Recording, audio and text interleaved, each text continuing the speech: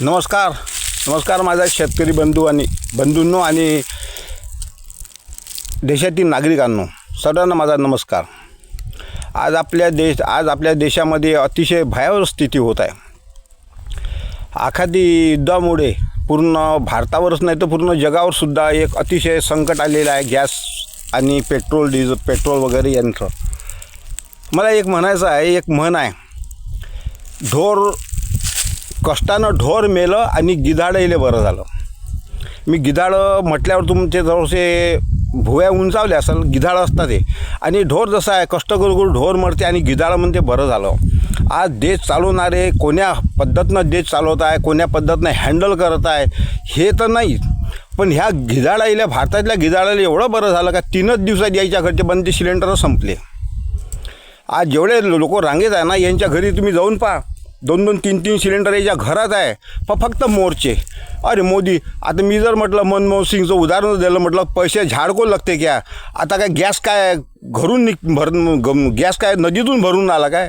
विदेशातून गॅस येत आहे आणि तो सर्वांना भेटत आहे आणि सर्व सुरळीत आहे। परंतु आता ह्या गिधाडाईला इतकं फायद्याचं झालं का कसं तोडू खाऊ।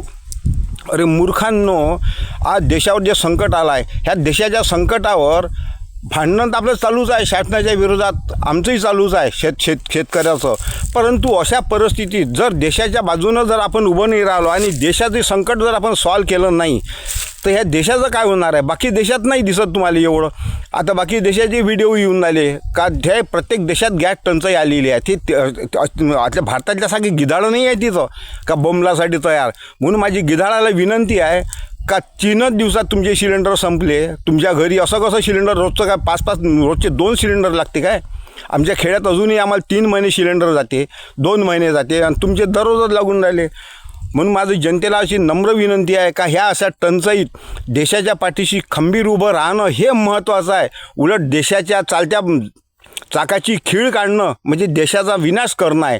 म्हणून माझी सर्व जनतेला आणि गिधाडाला विनंती आहे का सुधरून जा, काही ना काही थोडेसे बरे व्हा। काय देशाची संकट आहे, बाहेर देशातून आणल्या जात आहे, तिकडे एवढं भयानक युद्ध चालू आहे, युद्धाची झळ पुऱ्या जगाला बसत आहे, तर आपल्याला बसली तर सहन करणं आपलं आहे ना। जर देश आपला आहे म्हणून, देश आपला नसला तर चाललं असतं ना। म्हणून मी पुन्हा विनंती करतो जनतेला का जनतेने अजिबात घाबरून जाऊ नये आणि आलेल्या प्रसंगाला अतिशय पद्धतशीरपणे तोंड द्या आणि देशाचा घात करू नका, एवढीच मी आपल्याला विनंती करतो। जय हिंद, जय महाराष्ट्र।